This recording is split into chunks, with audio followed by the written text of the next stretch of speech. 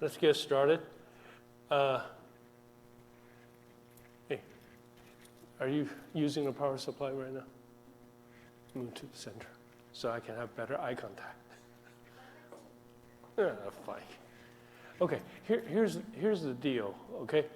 We did a bunch of physics and saying that I have failure data of something, and then you turn the failure data into a transfer function, and then you say the longer you wait, the more likely something bad will happen and your reliability drop, right?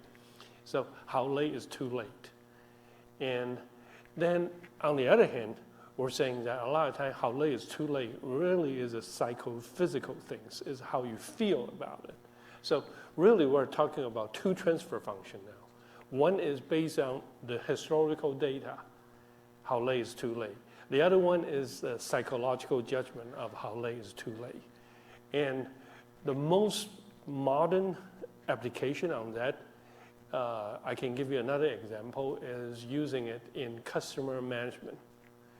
Anybody heard about customer management? You basically said that, okay, say you work for Amazon or you work for eBay.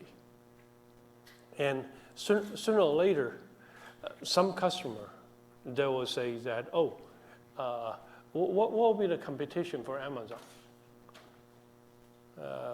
Say another, online sales company, right?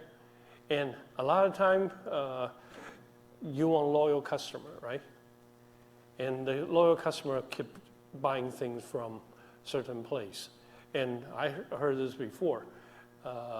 Kmart and Sears link together because they think that they have loyal customer there. But even they join together, where's Kmart now? Kmart's out. Where's Sears? Sears is out, right? So the real things become, okay, do you think that Target's gonna follow the same trend in the future? Target and Kohl's are always next to each other. Right. And so the thing is that holiday season is coming. Actually, I saw people not only selling the pumpkins, they already start doing some Christmas decorations stuff too. In order to maintain good customer, to stay with you, to buy more stuff, you need to do certain promotions. And you can give coupon, you can do some cell phone or email harassment to say, hey, come back. Do you think that those email and those coupon works? Sometimes not. So really it becomes that, okay, one, what can we do? Two is that when should we do it? Because if we do it too late, sooner or later they will jump ship, right?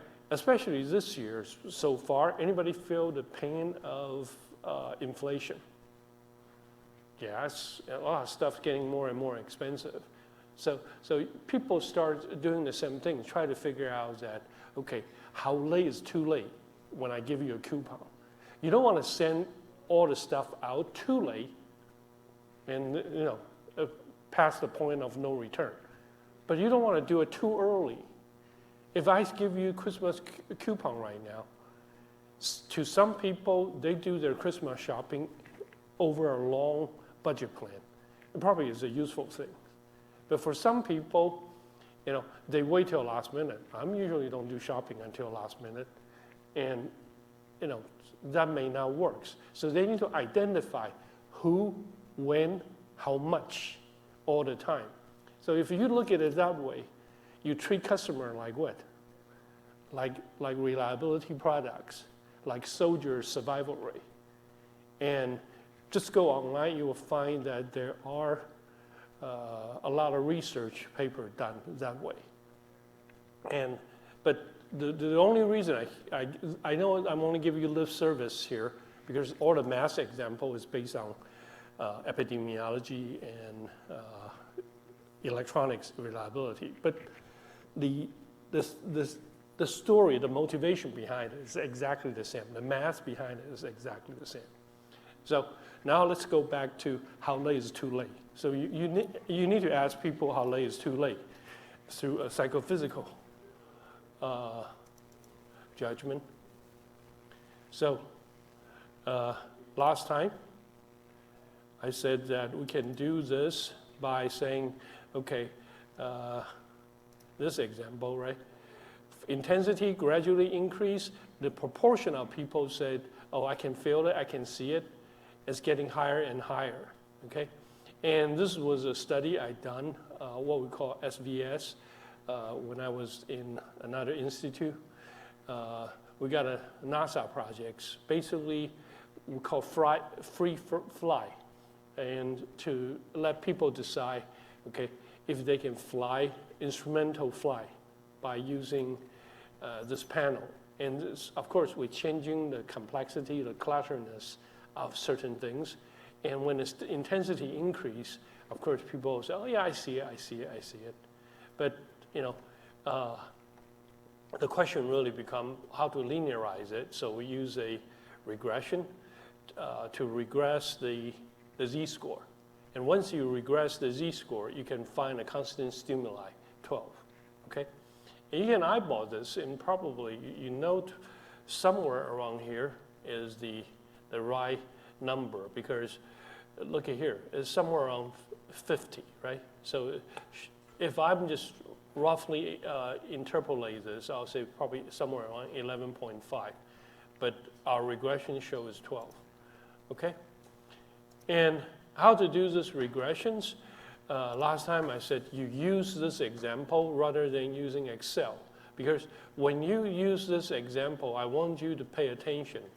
The denominator is always about how much variations you have of your X or your physics. And then, so your physics expand, expand, expand.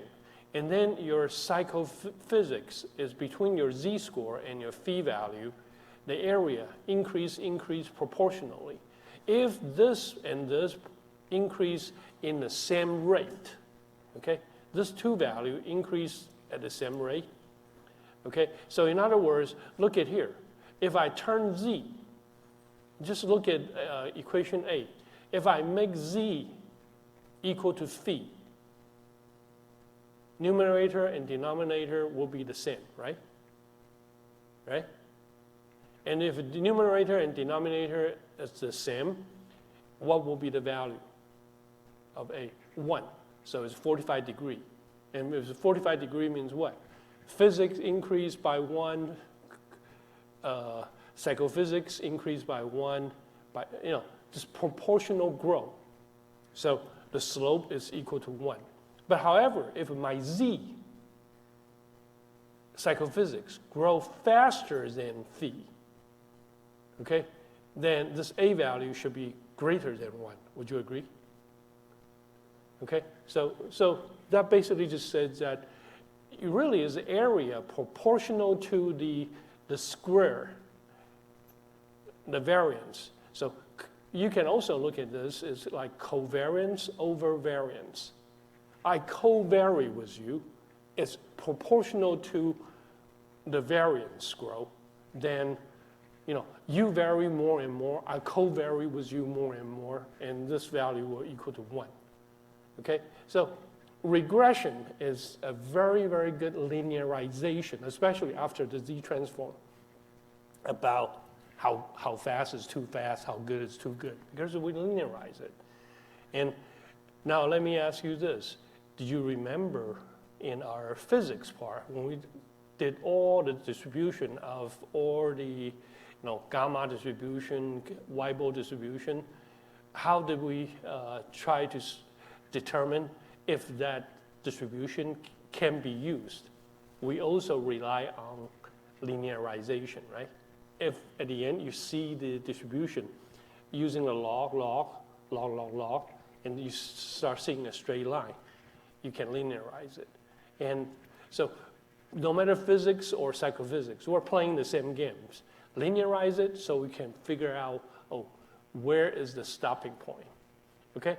And similarly, okay, if you look at this, if z and phi are exactly the same, okay, and then you're going to see this thing's going to equal to 0. And if it's equal to 0, it means there's no slope. Okay. Okay. And there are quick and dirty way to do this. It's called method of limit. Just like in physics, we have the life table method. Here, the method of limit basically doing this. Okay, you guys can run this at home. First, you will have a downward or upward alternations among your physics. So, in this case, we start from our stimulus, start from downwards, from 120. 120 means what? It's the things that, by common sense, everybody will say, yeah, we can see it, I can feel it. That's too late, or that's no good anymore. Okay, so 120 no good, 115 still no good, 105 no, or what here in this case is I can feel it until from 95 drop to 90.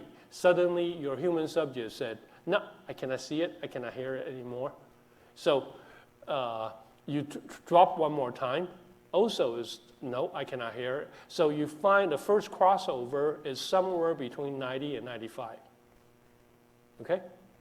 And next, you start doing something way below that. So let's say that I start from 75 or 70 or 80, 75 or 80. So no, I don't see it, I don't hear it until you reach 100. Suddenly, you say, you hear your subject say, I can sense it, this is too much. And then the crossover is 102.5.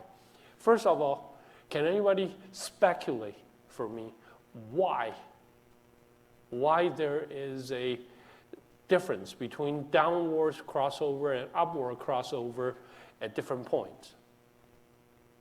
Can you? Yeah? Maybe there's like an area of uncertainty where like you have to pass it before you. Or level of confidence. Yeah. But there is also a possibility is accommodations. There used to be a Chinese story talking about this scholar walking at home, memorizing what Confucius said day by day, just chanting the old text. There's a hole in his study on the floor.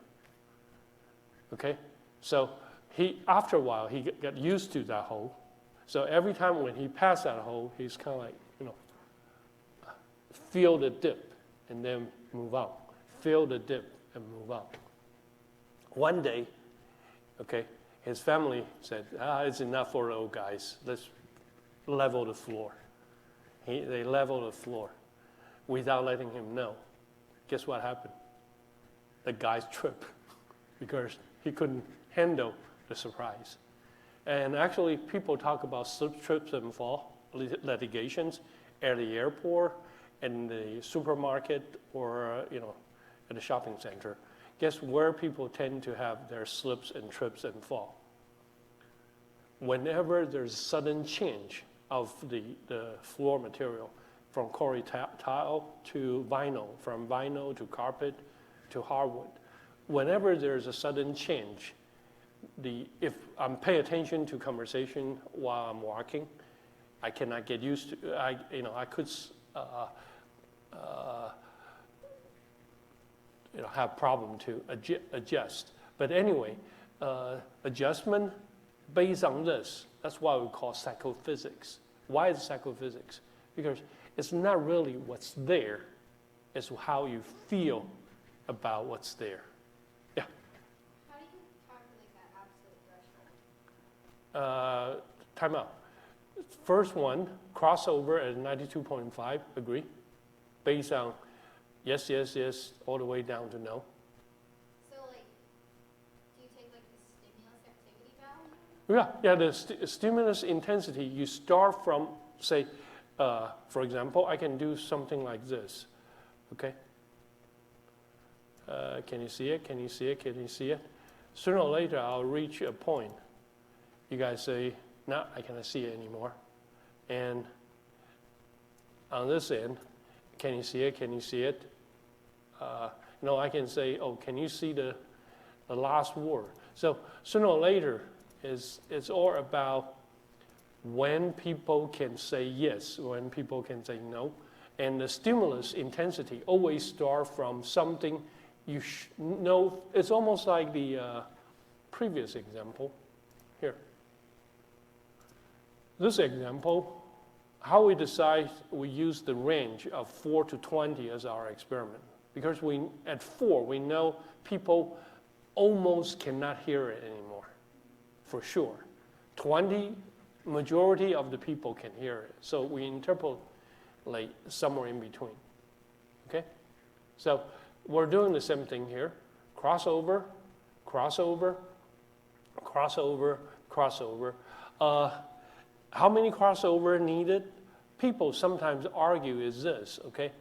Look, the first two, the range is very big, right? About 10, right? Does it drop a little bit? Does it drop a little bit? Oh, sorry. So when you start seeing the drop stabilized of the range, that means what? People converge to a value. And that's the time you can stop this, start this upward trend and downward trend. Okay? Okay. So after you've done this, you can find the average crossover, 96.88. You see how this is done? Okay? Do you think you can use this in the military? You know, say, well, I want to set up the optimum earphones range, so everybody can use that as the midpoint. How you set it up? Upward, downward. All the soldiers raise their hand. Okay.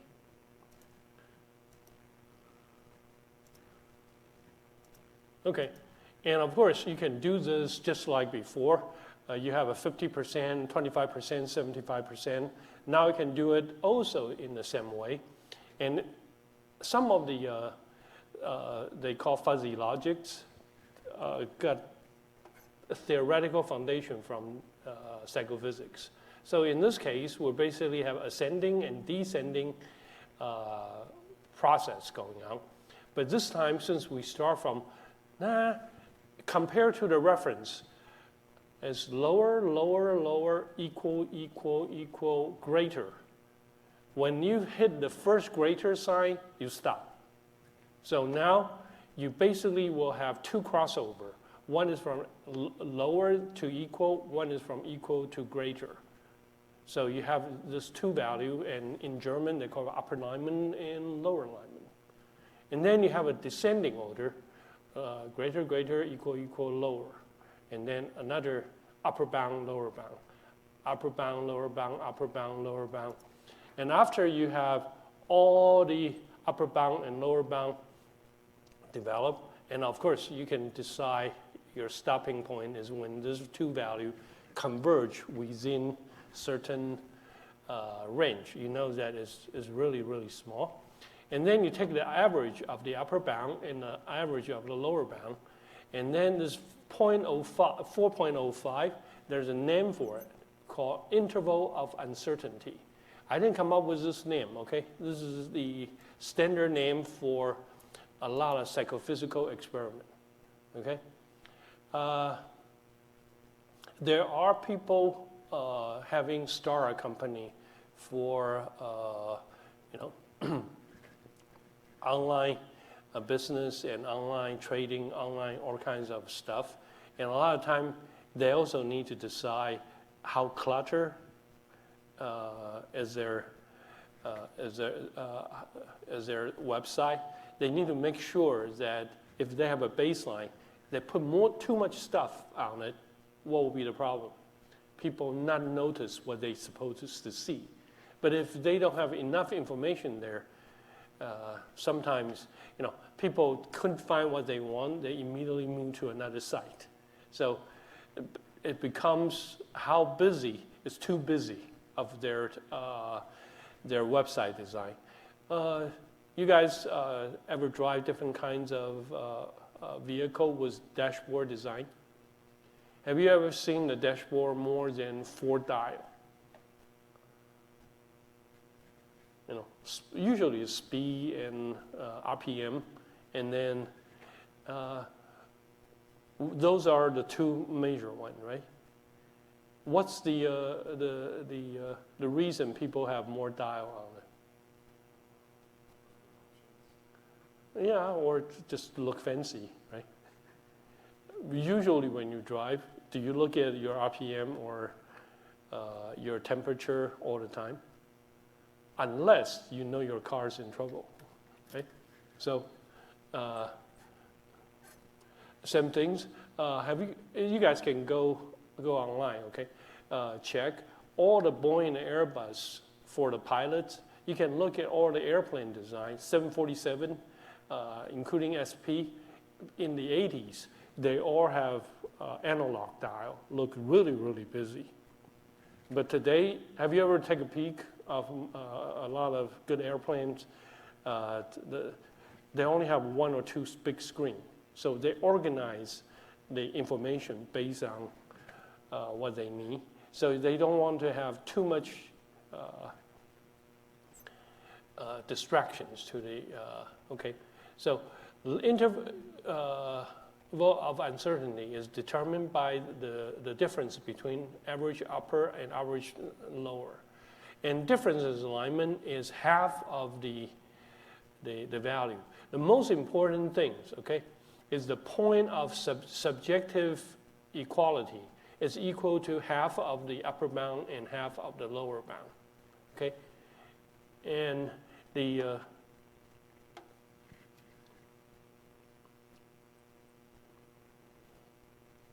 things is that if you plot this set of value, and another thing people sometimes interested in is how your upper bound and lower bound vary all the time. Finally, there's another way to do this to figure out your subjectivity is using staircase. So you have a dial, okay? You go up, up, up, up. No, I cannot hear it. No, no, no, no. Yes, this is about the same. And once you hit, it's about the same, you go down. And then people say, yes, I still can hear it, okay? So there's some memory left. And then once you had this point, say no. So you just go yes, no, yes, no. Whenever there is a value you reach, you can flip. And when you stop, do you see that the variation of upper bound, lower bound getting more and more tightened, right? That's 1, 2, 3, 4, 1, 2, 3, 1, 2, 1, 2, 3, 1, 2. Now at the end is 1, 2, 1, 2, 1, 2. And now you know you reach the staircase bound. So the threshold is somewhere in between these 2 bounds. Okay? And of course, this method of adjustment can be used for people to decide a lot of electronic design. Fancy car, Bentley, the BMW, expensive one, they have their driver's seat sitting memorized. How they decide? Basically, the electronic memorize how you adjust your seat. Oh, too far away, too close, too far away, or your rear mirror, too far, too close. After several times, they remember who did it, and so they can come up with an initial setting very close to your reference point. Okay, and of course you can use this in a a lot of virtual reality training. And in virtual reality or driving simulator, flying simulator, a lot of time we will set up a screen in the front and on the side for different purpose. And how many of you know our eyes got two different type of sensor or cameras? One is called rods, the other one is called cones, okay? And the rods, okay, are the very, very expensive camera. It's the color camera. Usually is at the center of your eyes, okay? And those are expensive one. You use that to look at your loved one, your baby, face, something you want to pay attention to the detail. But on the other hand, okay, the cheap camera, okay, we'll have the camera along the side, okay? And the cheap camera adapt to the darkness. It's very, very quick. And so if you look at the soldiers training, foot soldiers training in the boot camp, a lot of times they have knife fighting training, right? And they usually will ask the soldier when they progress in the battlefield forward, they'll lean forward, but they will force the soldier, scan the environment, not just by moving their eyes. They want them to move their head or their torso, scanning the battlefield. Why they want to do that? Because the adaptive time for the rods takes a long time, but for the cheap camera, you can adapt to the environment really, really quick. It's almost like when we in the movie theater, okay? If you move your head, not using the expensive camera, the cheap camera actually in the peripheral vision, very easily to detect motions. So if you move your body or move your head, you can use the cheap camera to detect what's going on. Because in the dark, you really don't want to see the enemy's face, but you want to detect if there's any small movements along your lines of progressions, okay? And so basically saying that we need to adjust based on the environmental situations, okay? And we can use that to adjust for our, all senses, eyes, smell, and hearing. Gender bias. How many of you think that there's a gender bias in smell? Yeah. Female or male more sensitive to older? Female? And who has better memory about the smell? Female too. They did this, asked a bunch of wives to have, a Ziploc bag with the T-shirts of their husband or somebody else. How likely they can identify the smell very quickly, female than male, okay?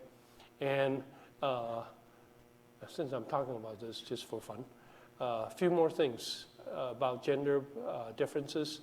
I don't think I will get into trouble to talk about this, but let me try, okay? And how many of you think that pain tolerance, male and female, are different? Yeah. Who can tolerate more pain? Female. Well, because labor pain is tremendous, okay? And of course, okay, let me talk about cognitive capacity. Do you guys think that male and female have different way of situational awareness, how to navigate, how to deal with multitasking? Are there gender differences? Yeah. Okay, so Like, I think, don't like females typically take their more like paced out, like logical kind of approach, whereas like a male trumps it too. I think there's been research on this. okay, Yeah. so let me start from that one first. Male or female more likely to deal with multitasking? I'm not saying this cannot be trained, okay, but nature, okay, what do you think? Bias toward female or male for multitasking? Yeah, again, the experiment they did is they found a bunch of toddlers, about 4-year-olds, 3 or 4-year-old, and why they use that age? Because at that age, there's no physical differences between male and female. And then they have this glass tube. Inside the tube, they blow a bunch of dollar bill, up and down. And then they, point to the little girl or little boy and said, go, you can have all the dollar you want as long as you can catch them. And usually, at the end, female got less than male. And why that happened, the hypothesis is female tend to look at a big picture, so they see a bunch of dollar bill. Male tend to very quickly lock into one, so they can get one. And that's the hypothesis. Okay, now let's go for the other directions. Male and female, when we navigate or when we ask for directions, do you think we use the same approach or different approach? Okay, what's the difference? I'll give you two, okay? One is key, one is landmark oriented, the other one is Cartesian space, north, east, south oriented. Which one you think is more landmark oriented, male or female? Female. And male tend to do the opposite way. And evolutional psychology argue the following. They said that our ancestor, male tend to be the hunter, gatherer, female tend to be the gatherer, male tend to be the hunter. And why? Because female need to bear children. So a lot of time they will tell, Miss so-and-so, the berry, the strawberry or cranberry right next to the waterfall is good to harvest or something, because they're moving their radius of their activity is usually around where they reside. Male tend to try to hunt the wild boar, and when they try to do that, they just follow their target.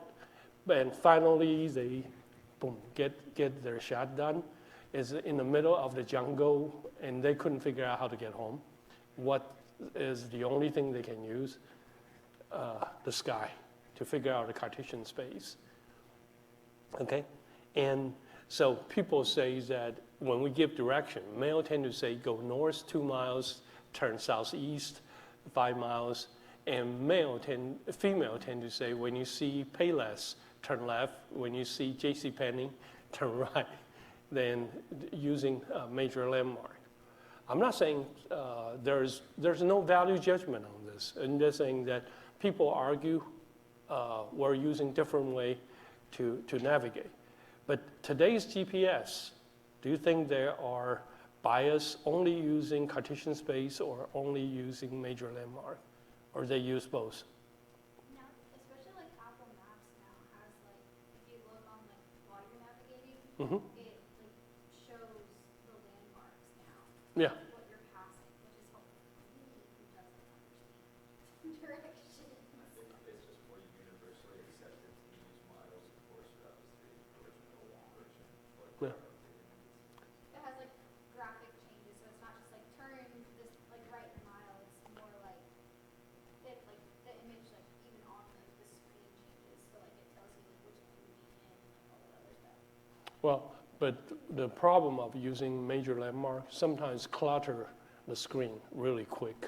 So here is the point that a system engineer should use psychophysics experiment, try to figure out how big the landmark is too big and gobble up with the other information. Just like a lot of time, some GPS give too many updates, turn left, and drive you crazy. When I worked for Liberty Mutual, one of my friends gave me an early GPS to play. It's still pilot versions. The GPS will curve, you stupid, you should turn left. But why they did that? They just tried to show you that people actually sometimes get stressed if you keep hearing instruction from your GPS. So what is the right frequency or right time interval to do the update? It's where you're going to do that. Yeah? Would you have an idea on which gender is better in high-stress situations? To handle stress? Like more high-stress situations for decision-making, essentially. I don't think that one is fair because put it this way, okay? You guys know the Bed Bath & Beyond, the CFO just committed suicide, right? Yeah. Well, you guys can read it online. The stress situations. I think education and insurance and how much backup do you have means a lot. And what I'm trying to say is that for depression, you can say it's nature and nurture. Some people argue depression is totally neurological based due to some chemical problems, imbalance in your blood. I would say that there are biochemical reason, but there are also behavioral reason behind it. And who can handle stress better? Just who can handle, well, let me go easier on that one. Let's just say anger management. Usually you see more male or female in the anger management class. Male, why? Testosterone, right? And when you get angry quick, do you think you can handle stress better? Short fuse people is better than long fuse people? I'm not sure. So there are arguments saying that handle stress well means what? You can go home, eat dinner with your family without mentioning anything and go to bed on time and fall asleep. That means you handle stress really well, right? And I'm on that part, I'll say that I don't care, male or female, what age. We should learn to do that. I feel what is the, I know I carry away, but what I'm saying is what is the modern problem of you guys face? I did not have this when I was a kid. Cell phone. How many of you on vacation and still checking on your email? Huh? Well, yes. Yeah, but, and if you have your email, bing, bing, bing all the time, sometimes, bing, bing, bing at night, after midnight, think about your quality of sleep and your circadian rhythm, totally ruined, okay? And do you think psychophysically that alert signal can be different if you're using bell versus the drum? Huh? Yeah, I don't know. Okay, now I'm gonna focus on math. So we're gonna use another 2 sets of transfer function to talk about psychophysics, okay? And, okay, here are the 2 different ways, okay? The one is using the Z transform or the normal distribution. One is using logistic regression. Look at the 2. Which one you think is more sensitive? And which one is more kind of like, maybe is allow slow reaction? blue is more sensitive or red is more sensitive to the situation. Let me explain this a little better, okay? We're saying something is bigger or smaller. Smaller, smaller, smaller, until you reach certain point, you jump and say bigger, bigger, bigger. So the threshold is somewhere around here. And the other one to go is backward, right? Bigger, bigger, bigger, until I say smaller.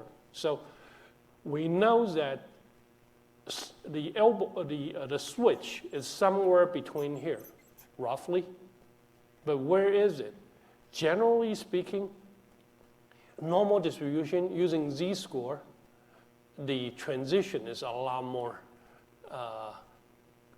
quick or sharp.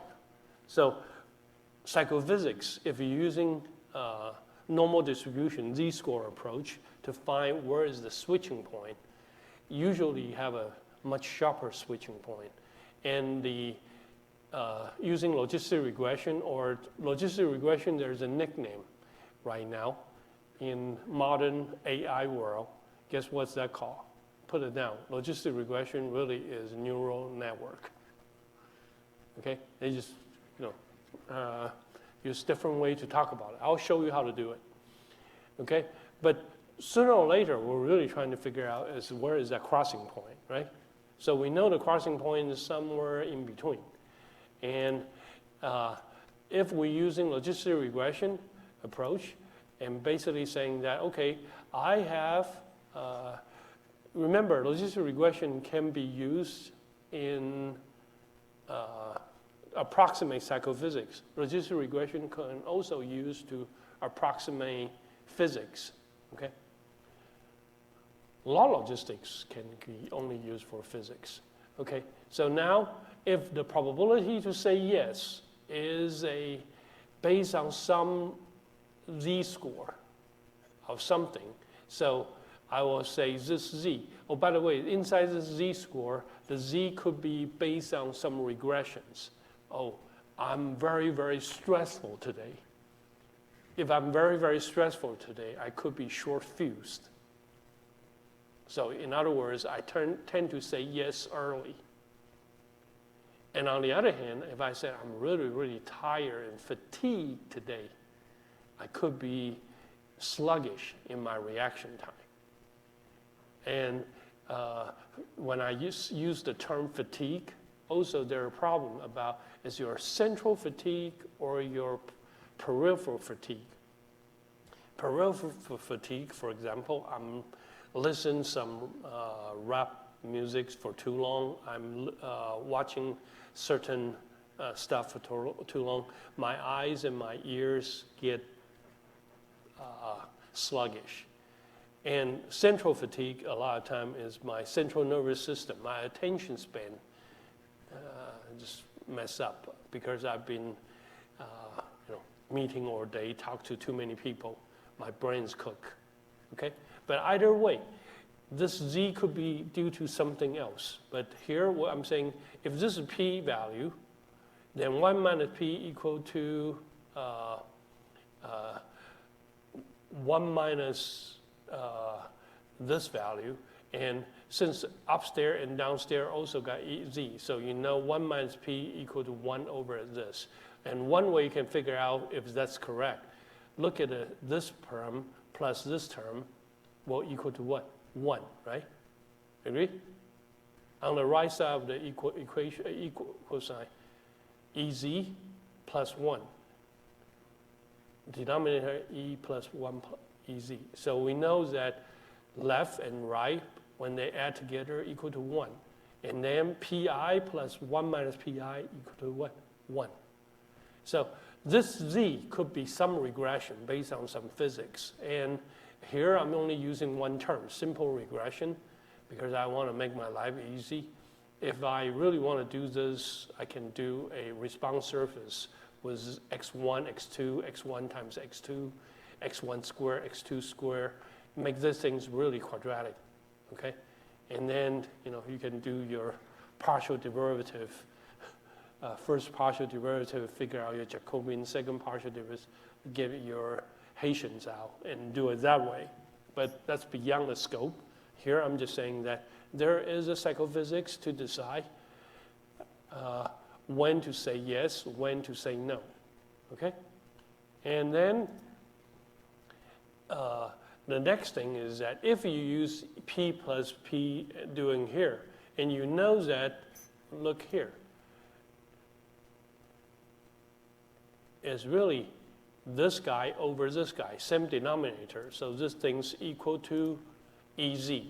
And if you have this whole thing's equal to the EZ, our good friend log coming back, log of this equal to this regression. So we basically said that, oh, the log likelihood to say yes over say no, the log odds ratio equal to a regression, okay? And this is very similar to what? Our live regression or our whatever regression, Poisson regression, just something, very complex expressions equal to a bunch of linear component, or they call it covariate. And then we basically said, okay, how these things change depends on all those x. And sometimes in reliability, we call those x, or survival analysis, we'll call those x our risk factor. Okay? Okay, if you have a bunch of them equal to z, you basically say, hey, let me have a probability saying yes, or a probability saying no. Then every time I have that, I can have a log ratio, and I do it again and again, with a bunch of yes or multiplied together, a bunch of no multiplied together, depends on your switch, is yes or no. And when you solve this this L value of multiply a bunch of yes, a bunch of no, you call this maximum likelihood function, okay? And this time, like I promised when I did the reliability model, I said I'm going to do one exercise. This is the exercise, okay? So the exercise is the following. First, I have X, some physical stimulus, 1, 2, 3, 4, 5, all the way to 10. See that? And then Y is the answer saying no or saying yes.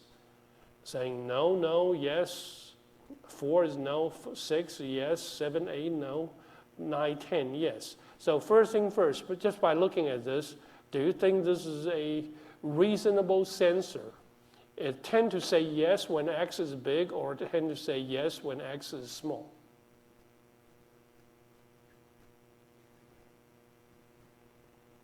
One simple way to do that is X is 1 to 5, how many times did I say yes? Once. 6 to 10, how many times I say yes? 3. So probably I'll say that this human actually sends something. Okay? And so the expression we're going to use is using expression of a linear regression, B0 plus B1, intercept plus slope. But when it's yes, express this way.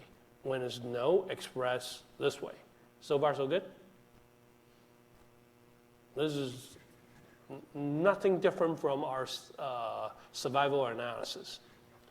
Then, all I need to do is just say that, hey, if it's yes, do this way. No, it goes this way. So now you turn your probability statement into this. Say no using 1 minus. Say no using 1 minus. Say yes using this over this. Say no, goes this way, goes this way. So far, so good? But this thing is what? A bunch of expression of B0 and B1. But this B0 and B1, I should choose a value. So the multiplication of this 10 value will be big or will be small. Huh? Least square is small. This one is, let me give you an example here to think about. Okay? Insert shape. Okay, here are a bunch of X. Insert.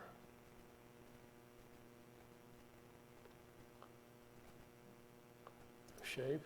I will insert a bunch of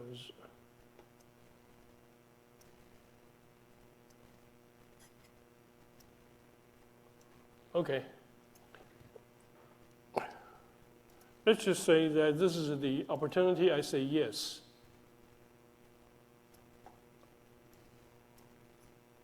The opportunity, I say yes.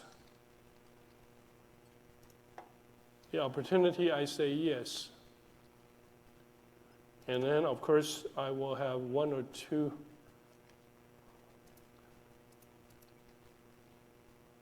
here. But I will have something here. Okay? So, in other words, is that when the X value is small, the B value shouldn't be big.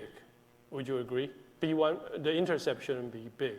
The B value should be big when is on the large range. So if that's the case, we're basically saying that, hey, if you're big, this thing will cancel out, become 0. And when B is big here, then it will come out. So maximum likelihood means that help me find a set of B value when the values need to be big, will be big. The value need to be small, will be small. I can have another example to show you here. Okay. Let me do a maximum likelihood here. Okay.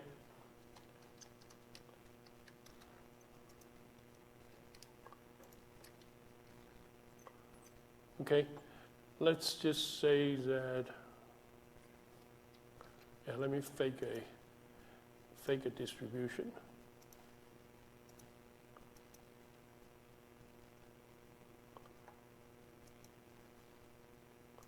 Insert, no, data, store. Okay. You don't need to do anything, okay? I just need you to pay attention to one question.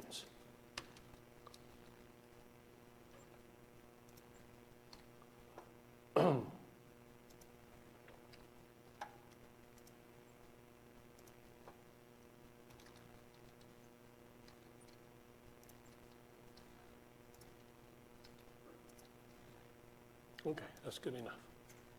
Oh, now I know why.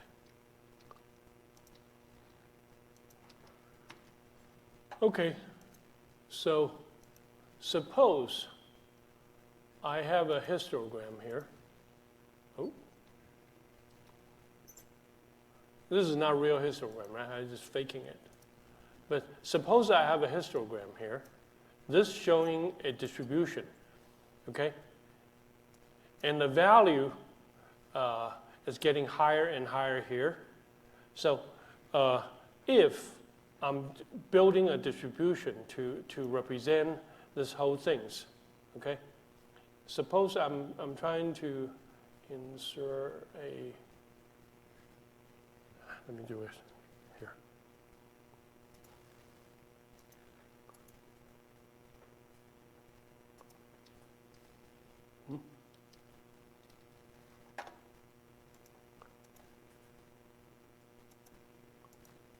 Okay, suppose I have a histogram here, and I want to use a distribution to describe it.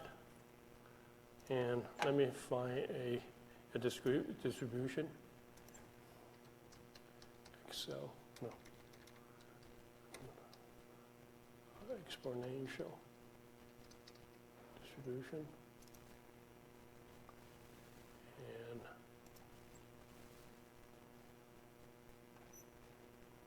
yeah, I'll use this one.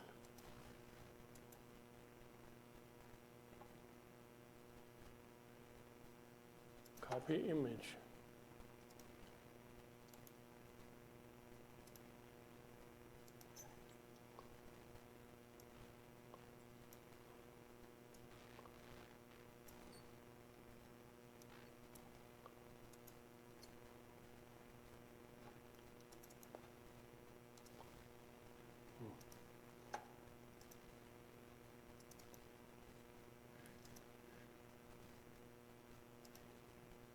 Okay, here we go.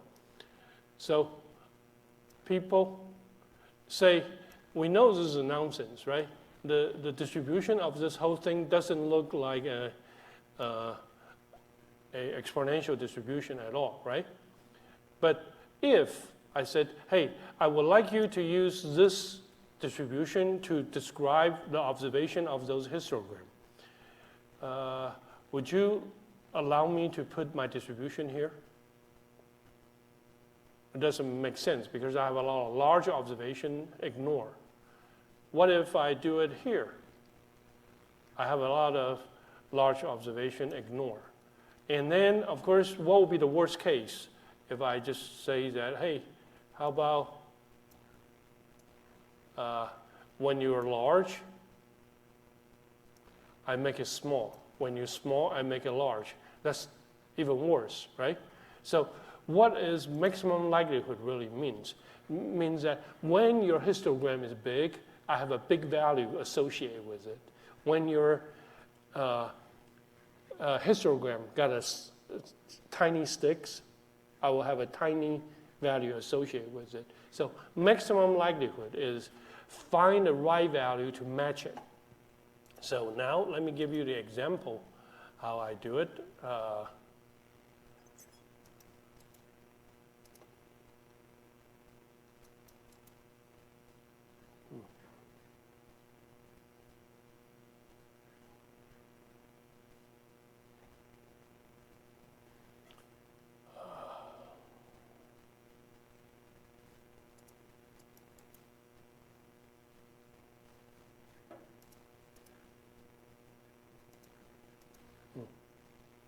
Okay, I'm just using this one directly.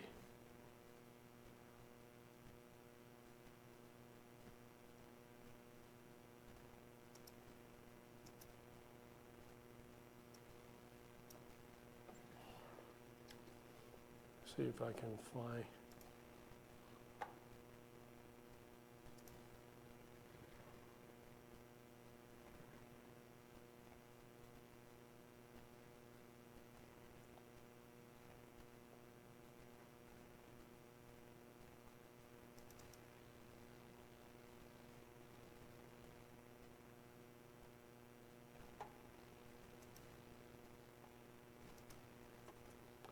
Okay.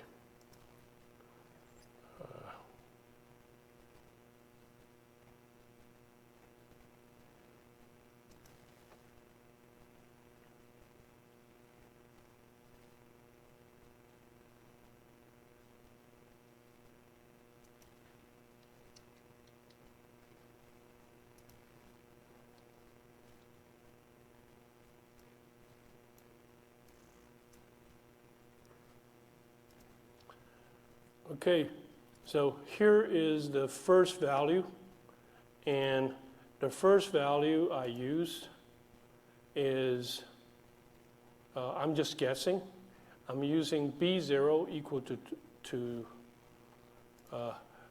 B0 equal to 2 and B0 equal to negative 2, B1 equal to 3. B0 equal to 2. Oh, I already have it here. Okay? And then the next things I will do is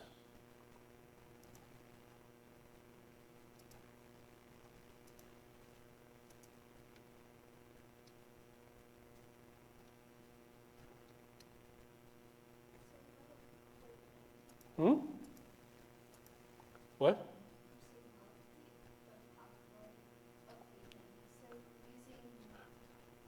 I'm trying to do it at least once. Okay, this one is x equal to 2, right? So let me do this one, x equal to 2. See if I can recover this 0.669 out. So you see how I did it. Okay? So this equal to, okay, exponential b0 equal to -2. Okay? And then b1 equal to 0.3 times x value equal to 2. So far, so good? And then I'll say this guy need to divide it by 1 plus this guy. And then finally, this whole thing is one of my stick observations, and I'm using 1 minus because the x equal to 0. So 1 minus. Okay. Uh-oh.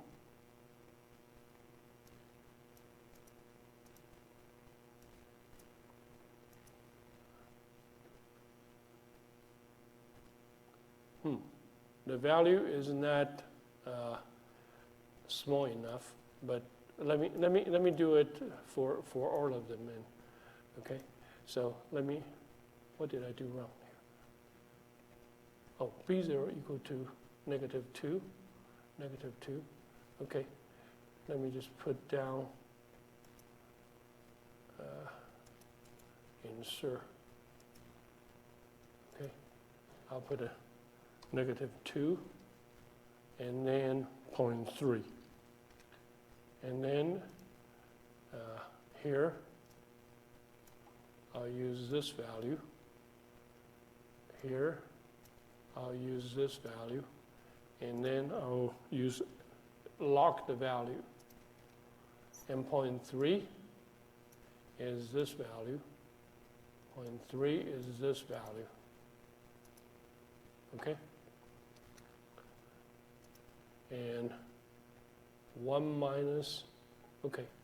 So let's do this first, okay? This is the expressions for all the,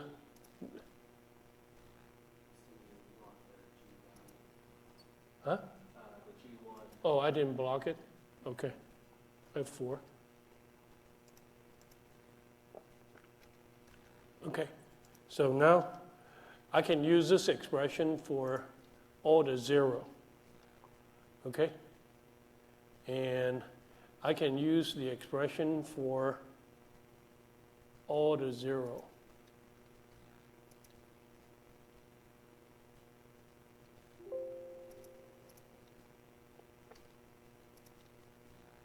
And then all the 0, okay? So I have 1, 2, 3, 4, 5, 6, 0. Those are the value. And of course, the next one, you say that the 1, I should use the other expression. So let me copy paste the other expressions. No, I don't need to do much. I just need to get rid of the 1 part is good enough, right? Okay. So all I need to do is just get rid of the 1, get rid of the 1, get rid of the 1. And then if you have a product of all the number, okay? And this is the first one, okay? Let me do this for one more. So this intercept, this is the slope. So let's find another value. This one is -2.4. I think when I copy paste from Excel, probably there are some small value that I did not get it right. Okay, and this is 0.35. So I can just copy paste this whole things, but this time, first, we need to make the 1 part. Okay, we should do the same things, and then just move them Move them. Move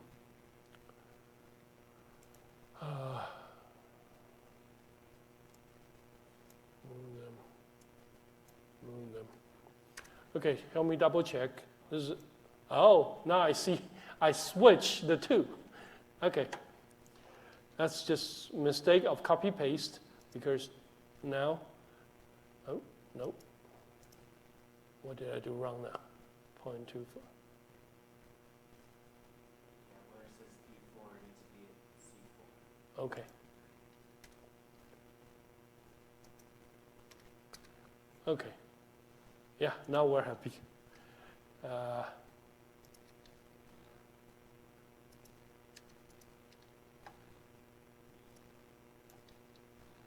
Okay, so what is the other one is this expression. So we should do the same thing. Everybody come over to this side. Oh.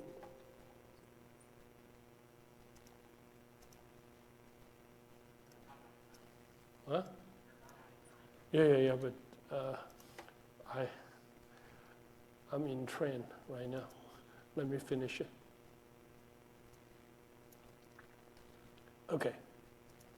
So I got it wrong, but now you see you can get the maximum likelihood. Yep. Can you double check your one values for me? Which one? Just any of them. Can you on the next one you did? Okay. Don't think that. Go down one more. I don't think that you moved over the. Yeah, you didn't move over the values where it says D. Oh. I should also still use C, right? Yeah. Okay, good job. And if we use that one, that's the one part, right? And then here's the one part. Okay. Those are the numbers that I have. That's the number you have? Okay, so at least this is a number you agree with me. Okay, I don't remember where I copied the Excel from, but please show hands. You all know how to calculate this value now, right? So the homework, please put it down, is repeat this problem and then find me 20 pair of B0 and B1 value, and find 20 pair and find the best to make your products as maximum likelihood as big as possible. That's that cool? You want that number big. Why? Remember, I just explained to you. Yeah. So find me 20 pairs, make it as big as possible. Okay? That's the homework for this due Tuesday. So like, just to clarify, you want us to do like this table. But then Okay, do, like, here, let me. well, wait, so you want 20 different values of B0 and B1. Right. Okay, that's what I want to make sure. Yeah. But I will say this. If you really want to do it quick, you can use Solver to solve it. But for those of you who don't know how to use Solver, at least just play 20 sets and then, find the best B0 and B1. Yeah. Okay.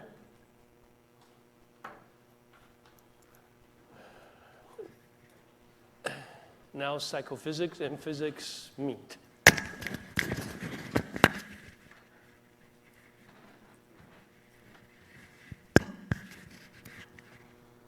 haven't stopped it.